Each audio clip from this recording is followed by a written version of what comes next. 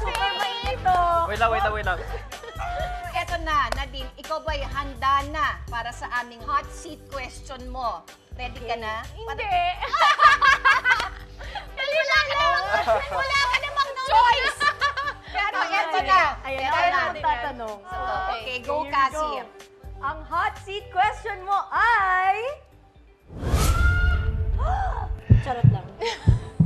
Bilang naranasan mo na ang success sa showbiz at sa personal na buhay, ano para sa'yo ang mas importante? Career o love life?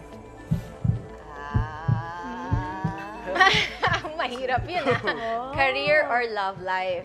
Kung sa sitwasyon ko ngayon na may asawa at anak ako, of course, ang lagi ko sinasabi, priority ko is my family. Oo, yes. Kasi syempre, pag walang support coming from them, hindi ako makakapagtrabaho ng 100%. Tama. It's very hard. Oo. Pero kung single and masasabi ko, syempre, career muna. Career muna. Career muna. Kasi yun yung magbibuild sa'yo eh. Yun yung, pwede naman mag-antay si love life eh.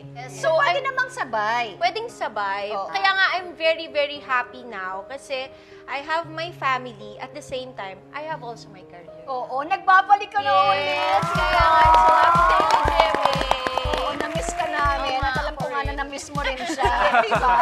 Ganun talaga yun. O yan, thank you very much. Ngayon, hindi ka nakakabahan. Oo nga. Thank you, Nadine. May next na tayo. Tama? Free tips na ibibigay ko sa mga new moms out there is huwag mong papabayaan yung sarili mo. Dapat kumain ka. Kasi kapag nagpapadede ka sa anak mo, para meron siyang maraming milk. Second, huwag kang magpapaka-stress. Enjoy your life. And third, mahalin mo yung baby. Yun. I-enjoy mo yung paglaro.